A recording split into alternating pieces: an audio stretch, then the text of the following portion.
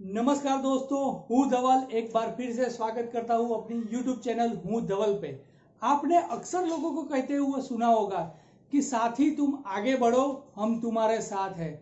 आज कुछ ऐसी बात करेंगे कि साथी यानी कि किसी को हेल्प करनी है और वो भी संघर्ष के समय में, तो किस तरह लोग करते हैं उस पर एक छोटी सी कहानी बताऊंगा। बहुत मज़ेदार कहानी है, कुछ ना कुछ आपको सीखने को मिलेगा, तो वीडियो को एंड तक जरूर देखेगा। और अभी तक आपने हमारा यूट्यूब चैनल सब्सक्राइब नहीं किया तो नीचे का लाल बटन दबा के सब्सक्राइब जरूर कीजिए और उसके बाजू के रखा हुआ एक छोटा सा बेल का आइकॉन है उसे प्रेस कर दीजिएगा ताकि आने वाले हर वीडियो मिले आपको सबसे पहले।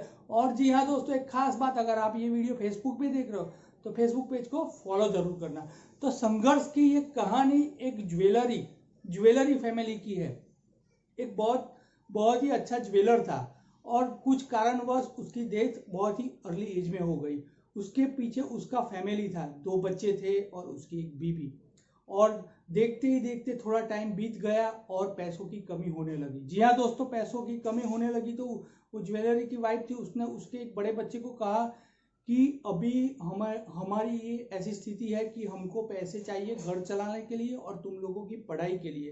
तो ये कुछ ज्वेलरी है थोड़ी जो बचा के रखी है, उसे तुम हमारे शहर का जो दूसरा किनारा है वहाँ हमारे एक जान पहचान के अंकल है, उनको ये ज्वेलरी बता के आओ और उसके बदले जो भी पैसा मिले वो सब आप लेके आओ ताकि कुछ और दिन हमारा ये काम चल सके। तो वो बच्चा बोलता है ठीक है मम्मी, और वो चला जाता है। वो शहर के किनारे जो ज्वेलरी शॉप थी जहाँ पे उसके अंकल काम करते थे, उस अंकल को बाहर बुलाया और उसने पूरी बात बताई कि मेरे पापा अभी इस दुनिया में नहीं है और अभी हमें घर चलाना है और मेरी स्कूल की फीस के लिए पैसे चाहिए, तो ये कुछ गहने हैं, तो आप इसे बेच के जो भी पैसा आए वो आप मेरे को दे दो। तो वो अंकल बोलते हैं ठीक है, मैं आपको दे देता हूँ, आप यहाँ बाहर रुकिए, मैं अंदर जाके देख के आता हूँ। वो अंकल वो दुकान के अंदर जाते हैं, थोड़ी देर के बाद वो बोतली लेके वापस आ जाते हैं वो दुकान के बाहर। और अंकल जी उसे एक बात कहते हैं कि देखो बच्चा, अभी जो है इसका मार्केट प्राइस बहुत अच्छा नहीं है, तो अभी तुम मत बेचो। तो वो टेंशन में आ जाता है कि घर कैसे चलाऊंगा और मेरा पढ़ाई का खर्चा कैसे होगा। तो अंकल जी कहते हैं कि अभी तुम टेंशन ना लो, अभी तुम्हारी पढ़ाई का खर्चा और तुम्हें जो भी घर खर्च चाहिए वो मैं तुमको प्रोवाइड करूंगा, लेकिन अभी क्या है कि मार्केट मंदा है तो तुम ये ज्वेलरी ना बेचो, अच्छे दाम नहीं आएंगे।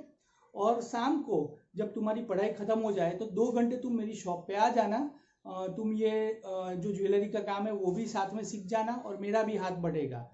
तो वो बच्चा बोलता है ठीक है। वो फिर जल्दी से घर जाता है और अपनी माँ को सारी बात बताता है कि अंकल जी ने यह कहा कि अभी मार्केट मंदा है तो अच्छे दाम नहीं आएंगे, लेकिन हमारे घर खर्च और मेरी फीस और मेरी अपना जो भाई है उसकी भी फीस वो अंकल जी देंगे और उसके बदले मेरे को अभी शाम को ये काम सीखना है और उनको हेल्प करनी है। तो वो बोलता है ठीक है। कुछ दिन गए, वो बच्चा जाता था और सीखता था ज्वेलरी में, बहुत कुछ सीखा वो धीरे धीरे।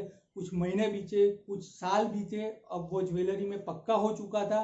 वो पढ़ने के साथ वो ज्वेलरी उसे बहुत अच्छी तरह मालूम पड़ने लगी थी कि इसका क्या दाम हो सकता है, कौन सी ज्वेलरी असली है और कौन से ऐसे दाम पे वो बेच सकता है, वो सारा नॉलेज आ रहा था।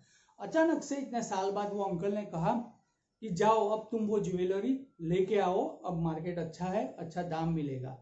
तो वो बच्चा जाता है घर पे, तो थोड़ा बड़ा भी हो गया होता है, उसको ज्वेलरी का नॉलेज भी, और वो जाता है अपने कबाट में से अपनी माँ से ये बात करके फिर वो ज्वेलरी निकालता है और खोल के देखता है वो पोटली। तो देखता है तो क्या देखता है कि सारी ज्वेलरी नकली है। जी हाँ दोस्तों, वो चौंक जाता है कि इतने साल पहले मैं जब ये बेचने गया था तब अंकल जी ने मना कर दिया था, लेकिन ये तो सारी नकली है। वो चौंक जाता है, हक्का बक्का हो जाता है, अब मैं कैसे अंकल जी के पास जाऊंगा, क्योंकि मैं इतने साल पहले गया था। अब वो सोचेगी कि ये ज्वेलरी तो नकली थी। तो वो किसी तरह दूसरे दिन शाम को वहां पे पहुंचता है और अंकल जी से बड़े पूरे दिल पे हाथ रख के कहता है कि अंकल जी ये ज्वेलरी तो नकली है। तो अंकल जी बड़े प्यार से कहते हैं कि मुझे मालूम था बेटा कि उस टाइम पे भी ये ज्वेलरी नकली थी, लेकिन अगर मैं उस टाइम पे तुम्हें ये बता देता तो तुम्हें और तुम्हारे फैमिली को ऐसा लगता कि अंकल जी संकट के समय में आपको मदद करना नहीं चाहते, इसलिए किनार कर रहे हैं, इसलिए ये झूठ बोल रहे हैं या बहाना बता रहे हैं। लेकिन अब जब तुमको ज्वेलरी का पूरा अनुभव है और तुमको ये सच्चाई मालूम पड़ी है, तुमको ये ज्ञान हो गया है कि कौन सी ज्वेलरी असली है, कौन सी ज्वेलरी नकली है, तो इसीलिए मैंने आपको उस टाइम पे नहीं बताया, और अदरवाइज आपको बहुत तकलीफ होती, और मेरी जो मदद करने की भावना थी वो भी सामने शायद मैं नहीं कर पाता उस तरीके से। तो दोस्तों ये कहानी छोटी सी है लेकिन बहुत बड़ी बात भी सिखाती है कि अगर आपको किसी को हेल्प करनी है तो किस तरह करनी चाहिए। आप जितने भी हेल्प करोगे ऊपर वाला आपको उससे दुगना देता ही है, वो आप ऊपर वाले पे छोड़ दो। लेकिन अगर आपको पूरे दिल से हेल्प करनी है तो ये एक कहानी के माध्यम से आप देख सकते हो। और सही और गलत का ज्ञान होना बहुत जरूरी है, क्योंकि वो बच्चे को उस टाइम पे ज्ञान नहीं था, तो उस टाइम पे अंकल ने ऐसा बोला होता कि ये ज्वेलरी नकली है तो उसे बुरा भी लगता और वो टूट भी जाता। लेकिन उसे जिस प्रकार से हेल्प करी वो अंकल जी, वो काबिले तारीफ है। दोस्तों खैर ये तो एक कहानी थी, लेकिन संघर्ष पे समय में कई ऐसे लोग हैं जो एक दूसरे की मदद करते हैं। इस कोरोना टाइम में भी लोगों ने काफी कुछ एक दूसरे की मदद की है। तो संघर्ष के टाइम पे हमें सबको कहना चाहिए कि साथी तुम आगे बढ़ो, हम तुम्हारे साथ है। ये बहुत बड़ी कहानी आपको पसंद आई हो, और बहुत छोटी सी है, बड़ी तो नहीं है, मैंने बहुत बड़ी बोला लेकिन छोटी सी कहानी है। लेकिन आपको ये छोटी सी कहानी के माध्यम से बहुत बड़ा एंटरटेनमेंट शायद ना मिला हो, लेकिन छोटा सा भी एंटरटेनमेंट मिला हो तो हमारे वीडियो को लाइक कीजिए, और अभी तक आपने हमारा यूट्यूब चैनल सब्सक्राइब नहीं किया तो जरूर से सब्सक्राइब कर दीजिए, और उसके बाजू के बेल को आइकॉन का दबाना ना भूलिए।